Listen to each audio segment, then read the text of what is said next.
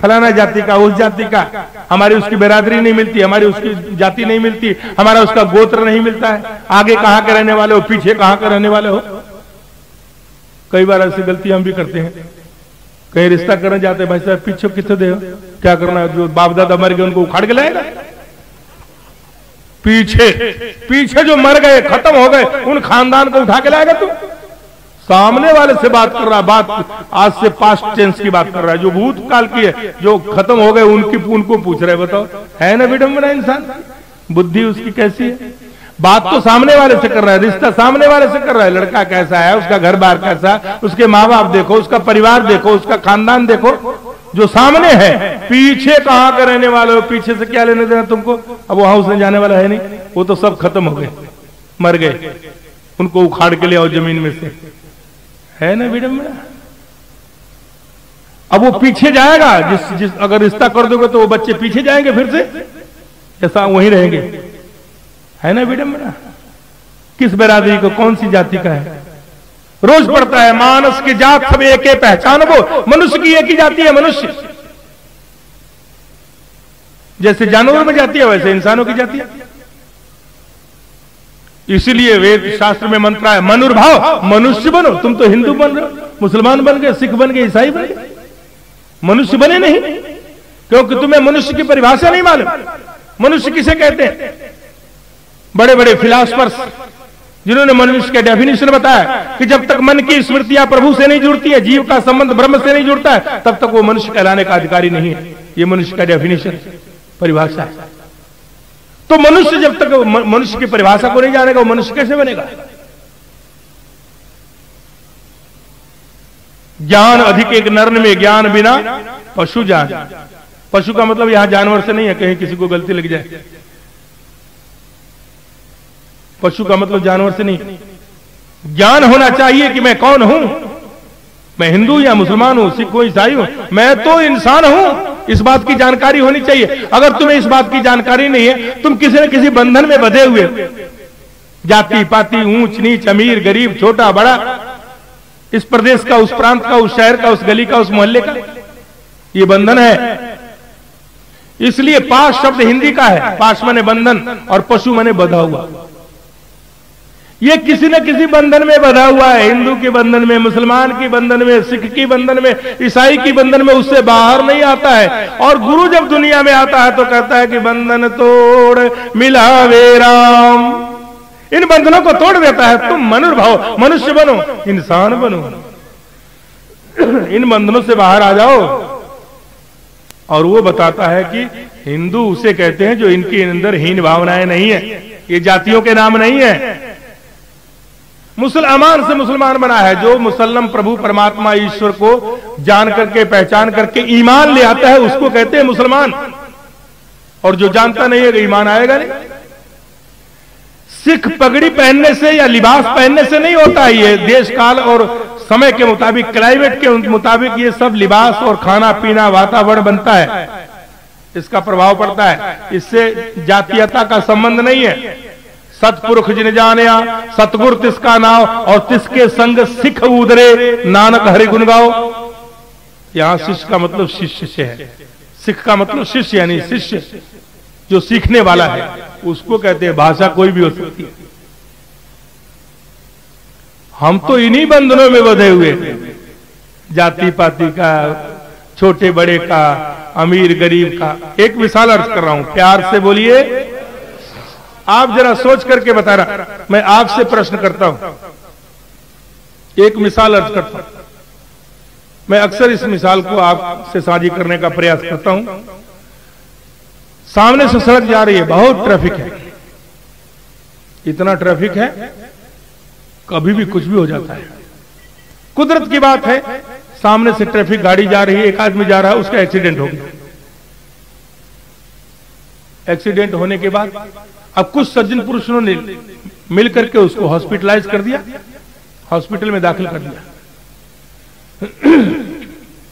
Doctor ने उसको देखा, चेकअप किया, बहुत सारा खून निकल गया इसके अंदर से। इसको तो ब्लड चढ़ाना बहुत जरूरी है। अगर 1 घंटे के अंदर इसको खून नहीं चढ़ाया गया तो ये मर जाएगा। भाई कोई रिश्तेदार, कोई बंधु बांधव इसका हो तो खून का इंतजाम फौरन करो, 1 घंटे के अंदर खून आना चाहिए, नहीं तो ये जीवित नहीं रहेगा, मर जाएगा। अब आपसे सवाल करता हूं, सोच करके बताना, वो जो एक्सीडेंटल पर्सन है, किसी इंसान ने उससे पूछा कि भाई आप कौन सी जाति के हो, कौन सी बिरादरी के हो, उसमें भी आपका गोत्र क्या है, मैं ब्लड बैंक जा रहा हूं खून लेने के लिए, उसी जाति का, उसी बिरादरी का, उसी गोत्र का खून लेकर के आऊं? पूछा किसी ने? बोलना महाराज। क्यों? बोलिए ना। अरे सब बोलो ना, अगर हाँ है तो ठीक बोलो, नहीं तो ना बोलो। क्यों नहीं पूछते? क्यों नहीं पूछते? अगर वो ब्राह्मण है, किसी शूद्र का खून चढ़ गया तो कुजात हो जाएगा ना, समाज से बहिष्कार कर दिया जाएगा ना। क्यों नहीं पूछते भाई? पूछना चाहिए ना। वहां तुम्हारी जाति बिरादरी कहां चली जाती है? क्यों नहीं पूछते? और किसी ब्लड बैंक के बोतल में लिखा है हिंदू का खून, मुसलमान का खून, ये सिख का खून है और ईसाई का खून है, उसमें भी उसका गोत्र ही है, किसी पर बोतल पर लेबल लगा है क्या? बोलिए, क्यों नहीं लिखा है? वो इंसान का खून है। और हो सकता है, मे बी पॉसिबल, हो सकता है कि जिसको तुम सबसे हो कि सबसे छोटी जाति का है, नीच जाति है, मेरी तो सबसे ऊंची है, ब्राह्मण हूं मैं, वो भी साकलदीपी ब्राह्मण। और हो सकता है कि किसी शूद्र का, जिसको तुम छोटी जाति समझते हो, इसका मतलब जाति से नहीं है, लेकिन आप हमारी आपकी भाषा में जो हमारी जो धारणा है, उसका खून उस बोतल में पड़ा हो और तुम्हारे ब्लड ग्रुप से वो मैच करता हो, और डॉक्टर वही ग्रुप बोतल तुम्हें चढ़ा दे खून का और तुम्हें जीवन दान मिल जाएगी, फिर तो तुम्हारी जाति बदल गई ना? क्यों बदल गई कि नहीं? बदल जानी चाहिए। फिर तो तुम ब्राह्मण रहे नहीं, तुम तो शूद्र हो गए, तुमको घर से निकाल देना चाहिए, परिवार वालों को चाहिए ऐसा। और जरा आप सोच करके बताइए, कितने लोगों को हमारे आपसे में कितने लोगों को खून चढ़ा होगा हॉस्पिटल में? कभी कुदरत की बात हो जाती, चढ़ जाती, चढ़ाए जाते। कौन किस जाति का खून तुम्हारे रगों में मालूम दौड़ रहा है, ये तुम्हें पता है क्या? तुम कौन सी जाति के हो चुके हो, ये तुम्हें मालूम है? उस समय तुम्हारी जाति कहां चली जाती है? उस समय कोई नहीं कहता मैं ब्राह्मण हूं, मैं हिंदू हूं, मुसलमान हूं, सिख हूं, ईसाई हूं। उस समय तो तुम्हारी जाति नहीं होती है। पता नहीं कौन सी जाति का तुम्हारे खून रगों में खून दौड़ रहा है, ये तो पता ही नहीं। कमाल की विडंबना है। इंसान बनने के लिए तैयार नहीं है। आप चौराहे पर खड़े हो जाइए और किसी से पूछिए, भाई साहब इधर सुनो, आप कौन हो? मैं फला जगह सेक्रेटरी लगा हूं। नहीं, आप कौन हो? मैं वहां का चेयरमैन हूं। अरे आपको पूछ रहा हूं, आप कौन है? मैं वहां ग्राम सभा का प्रधान हूं ना। अरे भाई मैं आपको पूछ रहा हूं, मैं वहां ज्वाइंट सेक्रेटरी लगा हूं। अरे भाई मैं आपको पूछ रहा, एकदम झल्ला जाएगा वो। कमाल करते हो आप। धीरे से कहिए, भाई साहब आप इंसान नहीं। वो तो मैं हूं, ये कोई छो, वो इसमें कौन सी बड़ी बात है? यानी इससे घटिया बात कोई नहीं। आप अगर इंसान कहते कि मैं इंसान नहीं है तो झल्ला जाएगा। यानी इससे छोटी बात नहीं हो सकती। इंसान बनने के लिए तैयार नहीं है। मनुर्भाव, मनुष्य बनो। इसलिए शास्त्र में ये बातें आई, मनुष्य बनो। ये जितने लेबल लगा करके घूम रहे हो ना, इसका लाभ होने वाला नहीं है। आज जितने फ्रैक्शन है, दुराव है, इंसान से अलग हो रहा है। क्यों? इसीलिए ये जाति पाति, छोटा बड़ा, अमीर गरीब, ऊंच नीच की भावनाएं ये तुम्हारे रगों में भरी पड़ी है, जबकि ये जो तुम हो नहीं। इसलिए ये जितने ऊपर के लिबास है ना, लेबल लगाए, इसको हटा दो। साधारण इंसान बन जाओ, मुकम्मल इंसान बन जाओ। इसलिए कहा मनुर्भव। आज निरंकारी बाबा यही काम करता है। जितने मानव प्राणी हैं सबको मनुष्य बना रहा है, इंसान बना रहा है। इंसान बनो। हमारे अंदर भी ऐसे विकार थे, ऐसे विकार दास के अंदर भी थे। हमें लोगों ने कहा तुम मुसलमान हो, तुम्हारे सिवा जितने लोग हैं सब काफिर हैं। अभी हमको भी बड़ा गरूर था कि मैं तो मुसलमान हूं, बाकी सब काफिर है जो कुफ्र करने वाले हैं। हमें पता नहीं था कि काफिर का मतलब क्या होता है। ये तो निरंकारी बाबा जी के चरणों में आने के बाद पता लगा। आप जैसे सज्जन पुरुषों के विद्वान लोगों के चरणों में बैठने का मौका मिला तो पता लगा काफिर का डेफिनेशन क्या है। काफिर उसे कहते हैं जो खुदा के साथ कुफ्र करता है, अल्लाह को जानता नहीं, कुफ्र कर रहा है। काफिर उसे कहते हैं जो पैगंबर के साथ कुफ्र कर रहा है, उसके हुक्म की तामील नहीं करता है, गुरु पीर पैगंबर की बात को नहीं मान रहा तो वो कुफ्र कर रहा है, वो काफिर है। काफिर उसे कहते हैं जो पैगंबर और खुदा में फर्क करता है, उनके लिए जिल्लत आमेल आजाब कर रखा है, यानी उनके लिए नरक का दरवाजा खुला है, उसी जोनियों में जाना पड़ेगा, उन्हीं नरक में ही जाना पड़ेगा। जो गुरु पीर पैगंबरों के हुक्म की तामील नहीं करते, उनकी बात को नहीं मानते, वो काफिर हैं। और जो परमात्मा को जान करके इबादत करते हैं, भक्ति करते हैं, वो मुसलमान हैं, वो हिंदू हैं, उनके अंदर हीन भावना नहीं है। वो सिख हैं, गुरु के समक्ष सीखने की भावना को लेकर के आते हैं। वो ईसाई हैं जो ईश को जानते हैं, ईश्वर को जानते हैं, वो ईसाई हैं। जातियों के नाम नहीं है। अरे इनकी सूरत लिबासों को मत देखिए, अगर देखना है तो दिल देखिए। सभी एक दूजे पे है मेहरबान और सभी एक दूजे पे कुर्बान है। लिबास कोई भी गुरु ने कोई हमारा लिबास नहीं बदला। मेरा नाम गफ्फार खां है तो बाबा जी ने मेरा नाम रामलाल नहीं रखा, वही नाम है। कोई कन्वर्सेशन नहीं है, कोई बदलाव नहीं है। कोई जोगिंदर सिंह है तो कोई जोगिंदर सिंह है, कोई अमरजीत सिंह है तो अमरजीत सिंह है, कोई शेर अली है तो शेर अली है, कोई बदलाव नहीं है। नहीं तो मैं पहला इंसान होता जो निरंकारी मिशन छोड़ जाता। यहां बदलाव है नहीं।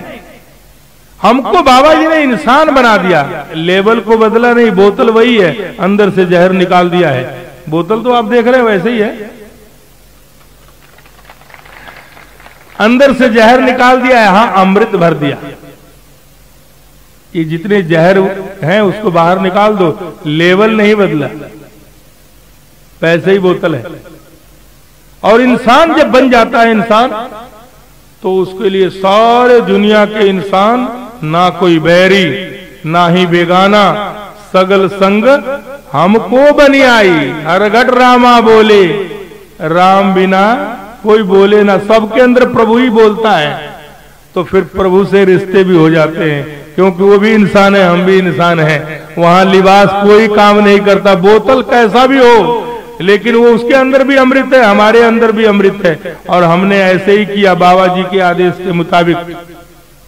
अब मैं कोई तारीफ की बात नहीं कर रहा हूं, लेकिन मिसाल के तौर पर ये बता रहा हूं।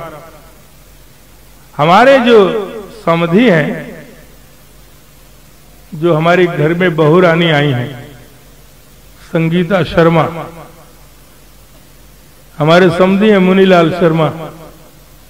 मैं नाम बता रहा हूं इसलिए कि आप समझ लें कि हमको बाबा जी ने इंसान बनाया, हिंदू मुसलमान सिख ईसाई नहीं बनाया। हमारे एक रिश्तेदार हैं, साधु भाई हैं, रमाशंकर यादव। ये साथ में नाम इसलिए बोल ले रहा हूं कि आप समझ लें कि बाबा जी ने कैसे कैसे हमारे रिश्ते किए हैं। रमाशंकर यादव। दूसरे रिश्तेदार हैं कमल किशोर चौधरी। तीसरे रिश्तेदार हैं प्रकाश भाटिया, सिंधी हैं दुनियावी तौर पर। भाटिया साहब आपको नहीं कह रहा हूं मैं, वैसे आप भी हमारे पक्के रिश्तेदार हैं, इसमें दो रहनी है। प्रकाश भाटिया हमारे रिश्तेदार हैं। हमारे जो दामाद हैं प्रवीण चौधरी, अभी जनवरी में रिश्ता किया, अभी कुछ देर पहले, अभी 2 महीना हुआ। एक हमारे रिश्तेदार हैं त्रिलोचन सिंह, आप जैसे, जो रेवाड़ी के संचालक महोदय हैं, सरदार जी हैं। ये सब हमारे रिश्तेदार हैं। बाबा जी ने हमको कहा कि तुम सब इंसान हो, क्योंकि ज्ञान हमें मिला और उस ज्ञान के आधार पर ये सारे रिश्ते किए। मैंने लिबास नहीं देखा, इंसान बनाया उन्होंने, और हमने इंसानों से रिश्ता किया, किसी सरदार से नहीं, किसी सिंधी से नहीं, किसी यादव से नहीं, किसी शर्मा से नहीं। वो नाम के आगे लगा हुआ है, इसलिए बताया मैंने। अगर ज्ञानवान महात्मा है तो उनको ज्ञान समझ में आ जाए तो ये सारे भ्रम खत्म हो जाते हैं। ये भ्रम है हमारे दिल दिमाग में। बाबा जी ने कहा भ्रम की समाप्ति और ब्रह्म की प्राप्ति। ब्रह्म की प्राप्ति हो जाए तो भ्रम की समाप्ति हो जाएगा। क्यों हो जाए बहन जी? ठीक कह रहे हो ना? ये भ्रम गुरु ने निकाल दिए। अरे सब कुछ वैसे रखो, मेरा नाम गफ्फार खान है तो खान ही रहेगा, लेकिन हमको इंसान बनाया है तो इंसान बन गए हम। ये तो संसार के पुकारने के नाम है। पुकारने का नाम कुछ भी रख लीजिए, उससे जाति का कोई संबंध नहीं है। अगर मेरा नाम गफ्फार खां के बजाय अगर कोई मेरा नाम जोगिंदर सिंह रख देता तो मैं वही हो जाता। ये तो हमने दिया है ना, और जब मर्जी हटा दो, नाम बदल लो, कल को दूसरा रख लो, क्या फर्क पड़ता है? तो साथ संगत, ये गुरु ने हमारे तमाम जितने भी भ्रम हैं उनकी समाप्ति कर दी, उनसे तमाम बाहर निकाला, ज्ञान देकर निराकार प्रभु परमात्मा ईश्वर को। क्योंकि निराकार की परमात्मा की कोई जाति बिरादरी नहीं है, कोई नहीं बतला सकता है परमात्मा कौन सी बिरादरी का है। हिंदू है, मुसलमान है, सिख है, ईसाई है। जिस हवा में सांस ले रहे हैं ये हवा कौन सी बिरादरी का? मैं तो मुसलमान हूं, मुझे मुसलमान हवा चाहिए। मैं हिंदू हूं, मुझे हिंदू हवा चाहिए, तभी तो सांस लूंगा, नहीं तो मर जाऊंगा। फिर मरो। फिर हवा में सबके लिए एक जैसी हवा है। पानी कौन सी बिरादरी का है? एक ही टंकी से सबके घर में सर्कुलेट हो रहा है। हमारे घर में आएगा तो मुसलमान का पानी, और उसके घर में जाएगा तो हिंदू का पानी। और जो स्रोत है जहां से जा रहा है वो कौन सी खानदान से, उसकी बिरादरी का है जो सबको सप्लाई कर रहा है, उसकी कौन सी जाति है? वो जो पाइप के माध्यम से तुम्हारे घरों में जा रहा है वो पाइप कौन सी जाति का है? सूरज कौन सी जाति का है? क्या विडंबना है। पढ़े लिखे लोग भी ऐसी मूर्खता की बातें करते हैं क्योंकि उनको समझ नहीं है। गुरु समझ देता है, गुरु समझ देता है, तब बात समझ में आती है। क्योंकि उसको ज्ञान हो जाए परमात्मा का, तो जो परमात्मा की बिरादरी वो हमारी बिरादरी। और रोज पढ़ता है ब्रह्मज्ञानी का सकल आकार, ब्रह्मज्ञानी आप निरंकार। तो सत्संग जब निरंकार स्वरूप बन जाएगा तो जो निरंकार की बिरादरी हो हमारी बिरादरी, जो इसका स्वभाव हो हमारा स्वभाव। निराकार निर्विकार है, हम भी निर्विकार हो जाते हैं। निराकार निर्भय है, हम भी निर्भय हो जाते हैं। निराकार निर्लेप है, हम भी निर्लेप हो जाते हैं। निराकार जो है ना निर्विकार है, हम भी निर्विकार हो जाते हैं। निराकार निशोक है, हम भी निशोक हो जाते हैं। निराकार निश्चिंत है, हम भी निश्चिंत हो जाते हैं। इनको चिंता नहीं होती है। संत महात्मा इसीलिए तो हरि जश करते रहते हैं, इनको चिंता नहीं सताती। कई लोगों को चिंता है, अरे महाराज आप पूछ के देखिए, चलिए सत्संग में चलो ना, आज यहाँ पर ये पार्क में सत्संग हो रहा है, सत्संग की बात करते हो भाई साहब, मुझे तो मरने तक के लिए टाइम नहीं। अब बताओ मरने के लिए टाइम निकालना पड़ता क्या? अरे जब तेरी डोली निकाली जाएगी बिन मुहूर्त के उठा ली जाएगी। हाथ में निवाला होगा, मुंह के पास जाने से पहले छुट्टी। क्या करोगे? श्वास का भरोसा है? क्यों भाई साहब, भरोसा है क्या? नहीं है ना। एक श्वास का भरोसा नहीं है। जब तक रहेगी जिंदगी, फुर्सत नहीं है काम से, उस समय ऐसा निकालो, प्रेम कर लो राम से, पता नहीं कब संदेशा आ जाए और जाना पड़ जाए। इसलिए सत्संग में आना बहुत जरूरी है। इसलिए सत्संग का आयोजन किया गया कि सत्य के साथ अपना रिश्ता जोड़ लो। आज सतगुरु बाबा हरदेव सिंह जी महाराज यही काम कर रहे हैं। इंसान को सत्य के साथ जोड़ रहे हैं, परमात्मा के साथ जोड़ रहे हैं, ईश्वर के साथ संबंध जोड़ रहे हैं, और इसको प्रभु के साथ जोड़ करके इन तमाम भ्रमों की समाप्ति कर दिया। और इसलिए कहा कि एक को जानो, एक को मानो, एक हो जाओ। ये ऊपर के जितने भी विकार हैं, विडंबनाएं हैं, ये सब समाप्त हो जाते हैं। निश्चिंत हो जाओ, चिंता नहीं करना। बहुत लोग कहते हैं महाराज क्या करूं, मैं अकेला आदमी हूं, मैं ही तो कमाता हूं, अगर मैं ना कमाऊं तो घर का खर्चा कैसे चलेगा? अच्छा, सही बात कह रहे हो भाई। तुम नहीं कमाओगे तो कैसे चलेगा? और जो तुम्हारे दादा परदादा लकड़दादा चले गए, उस समय कहां थे तुम? उस समय कौन चला रहा था? उस समय तुम्हें आना चाहिए ना कि मेरे दादा को खर्चा कौन चला देगा, मेरे लकड़दादा को किसने दिया? उस समय कहां थे? जरा सोचिए, जब दांत नहीं थे तो दूध दियो। तुमने कोई चिट्ठी लिखा था, कोई टेलीफोन किया, मोबाइल किया हो? क्यों? कि भगवान कहो मेरे माँ बाप को दूधिया लगवा ले। जब दांत नहीं थे तो दूध दियो, तो जब दांत दियो है तो क्या अन्न दे हैं? अरे इतना बड़ा एहसान तुम्हारे ऊपर है, चिंता तो भगवान को थी। तुम खाओ खाकर चिंता की टोकरी सिर पर लिए घूम रहे हो। मुर्दे को भी देता है लकड़ी कपड़ा आग। मुर्दा किसी से मांगने जाता है, मेरे लिए कफन लेकर के आओ, लकड़ी लेके आओ, मुझे शमशान घाट लेके जाओ? क्यों? कोई ना कोई बहाना तो, कोई ना कोई हिला तो परमात्मा बनाता है ना, किसी न किसी घट में बैठ करके उसका काम करता है। मुर्दे को भी देता है लकड़ी कपड़ा आग, और जीवित नर चिंता करे ताके फूटे भाग। वो बदकिस्मत इंसान है जो चिंताग्रस्त है। ये संत महात्मा लोग हैं कि जानते हैं चिंता दीन दयाल को मोरे मन आनंद, और जिस जाया तिस पाल श्री रामदास गोविंद। जिसने पैदा किया है परवरिश भी वही कर रहा है। इसी का आसरा लो, परमात्मा का आसरा लो, ईश्वर का आसरा लो, भगवान का आसरा लो। दुनिया भर के आसरे क्यों लेते हो? आसरा लेना है तो परमात्मा का लो, ईश्वर का लो, और किसी का आसरा मत लेना। अभी महात्मा कह रहे थे ना, गीता में भगवान कृष्ण कहा चतुर्विद्या भजन्ते माम जना। 4 प्रकार के मेरे भक्त हैं। अर्थार्थी, धन की लालच में मेरी आराधना करते हैं। भगवान के दरबार में जाएंगे, कहेंगे हे भगवान 1 रुपए की 1 लाख की लॉटरी खरीदी है, कृपा करना अगर 1 लाख की लॉटरी निकल जाए तो मैं 5 रुपए का प्रसाद जरूर चढ़ाऊंगा। 1 लाख रुपए में से 5 रुपए खर्च करते हैं, मायने रखता है 5 रुपए खर्च करना?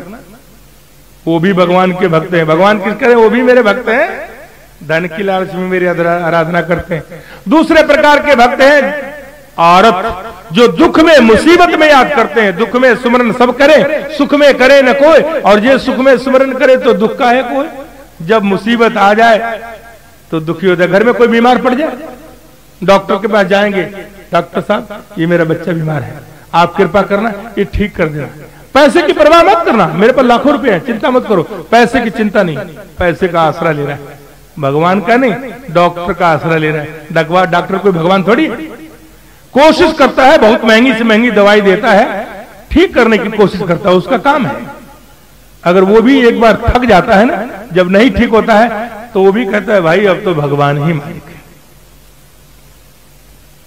जब चारों तरफ से थक जाएगा, मेरा रिश्तेदार करोड़पति है, मेरा फलाना जो है ना दोस्त मेरा लाखोंपति है, पैसे का आसरा लेता है, दोस्तों मित्रों का रिश्तेदारों का आसरा लेता है। महाभारत में एक ऐसा प्रसंग आता है, प्यार से बोलिए, मैं इस प्रसंग के बाद विराम दूंगा। महाभारत में एक ऐसा प्रसंग आता है, द्रौपदी का चीरहरण हो रहा है। अब चीरहरण हो रहा है तो घर वाले ही हैं सारे, बाहर का कोई नहीं। ऐसे भरी सभा लगी है। दुर्योधन ने दुशासन को बोला जाओ द्रौपदी को बालों से पकड़ के घसीटते हुए भरी सभा में लेकर के आओ और उसकी साड़ी उतार दो। दुशासन ने ऐसा ही किया, भरी सभा में उसको घसीटते हुए ले आया। दुर्योधन ने कहा उसकी साड़ी उतारो। अब उसने जो है ना इस एक अबला नारी के साथ ये दुर्व्यवहार घर वाले ही कर रहे हैं, कोई बाहर का नहीं। तो सबसे पहले जो घर के श्रेष्ठ बुजुर्ग थे विश्व पितामह, उनको हाथ जोड़ करके अनुनय विनय किया, महाराज आप मेरी लाज बचाओ ना, ये देखो इनको समझाओ, मना करो, मेरे साथ ये दुर्व्यवहार कर रहे हैं। कुछ नहीं किया।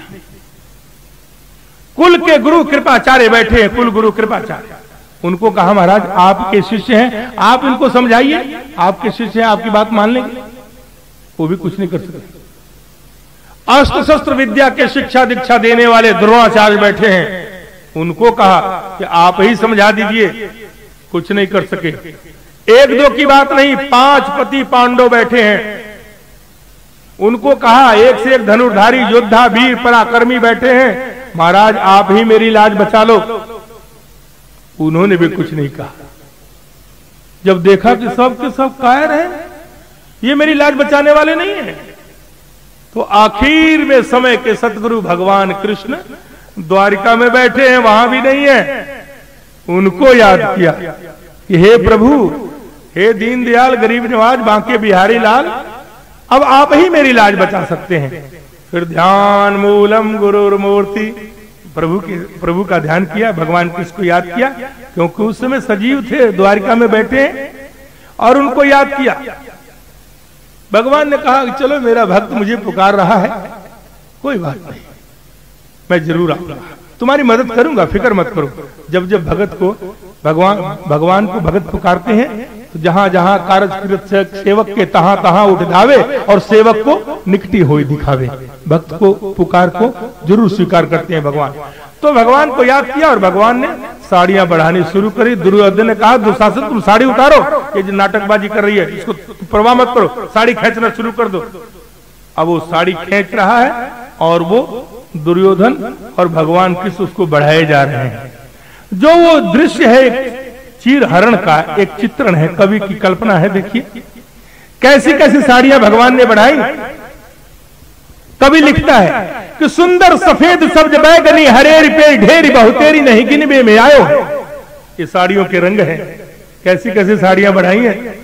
सुंदर सफेद सब्ज बैगनी हरेरी पेरी ढेरी बहुतेरी नहीं गिनबे में आयो है। खाकी मुल्तानी और पियारी जाफरानी बहुधानी आसमानी आसमान लग छायो है। लाल गुले बासी और गुलाबी गुले नारपट खाक शाही काला और बदामी दरसायो है। द्रौपदी के ताज ब्रजराज है बजाज आज, मानो लाद के जहाज प्रभु द्वारिका सिधायो है।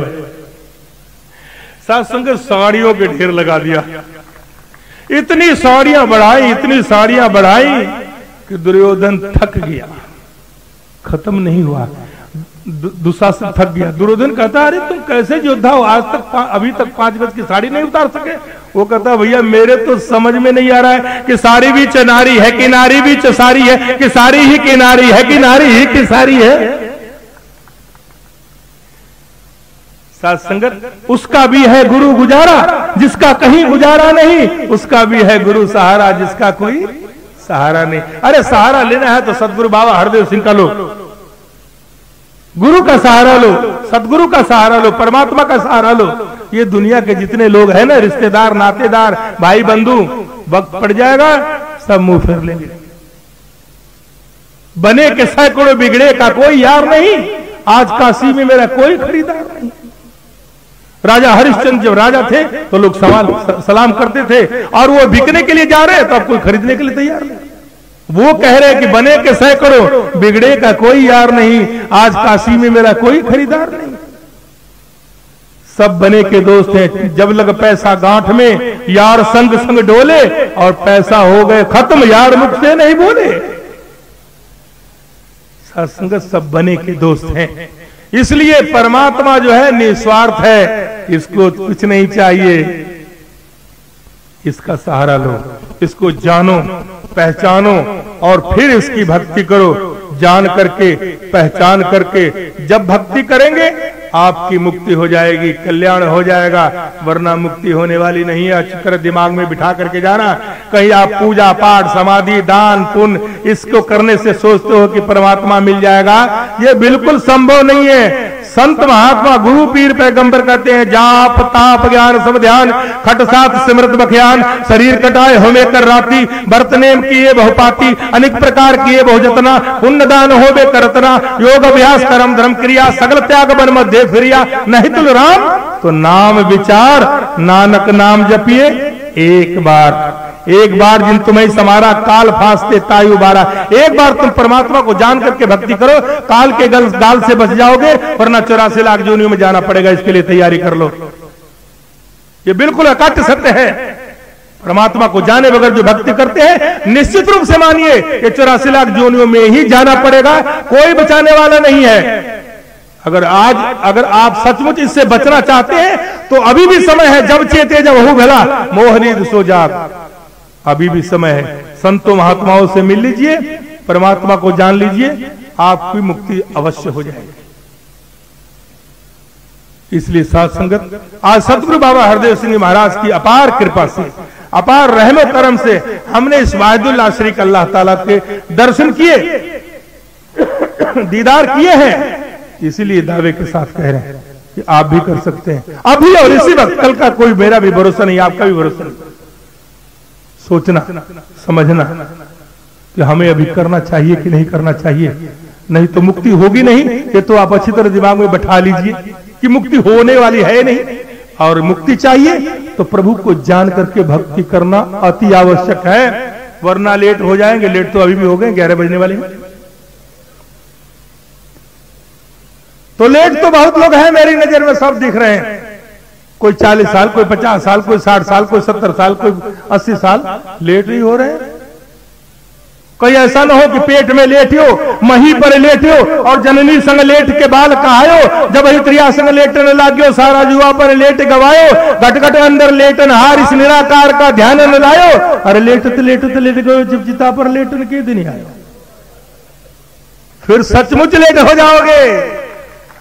इसलिए अभी भी समय है, कुछ नहीं बिगड़ा है। जब चेते जब हो भला, मोहनीद सुजाग, और साधु की संगत मिले सहजो ऊंचे भाग। यही समय है इस काम को, इस अंजाम दे करके जाना। चतुर शिरोमणि ते जग माही, जे मन लाग सुजतन कराही। वो अकलमंद सियाना इंसान गिना जाता है जो प्रभु की प्राप्ति के लिए उपाय करता है। वही समझदार है, वही अच्छा इंसान है, वही नेक इंसान है, उसी के ऊपर प्रभु की कृपा बरसती है। तो साथ संगत दास यही अरदास करता है आपके सभी संतों महात्माओं जो आए हुए सज्जन पुरुष हैं, उनके श्री चरणों में यही निवेदन करने के लिए महात्माओं ने ये समय दिया है कि अगर आप सचमुच आप प्रभु के दर्शन करना चाहते हैं तो ये काम जरूर करके जाना है। ये काम बहुत जरूरी है। मनुष्य जन्म इसी काम के लिए मिला है, क्योंकि बड़े भाग मानुस्तन पावा, सुर दुर्लभ सब ग्रंथ ही गावा। अब साथ संगत एक महात्मा ने मुझे आदेश किया था कि इसका निराकरण जरूर कर देना। ये सिर्फ 5 मिनट और आप बैठिए, मैं उसका निराकरण कर रहा हूं। ये बात दिमाग में आ गई इसलिए कह रहा हूं। बड़े भाग मानुस्तन पावा।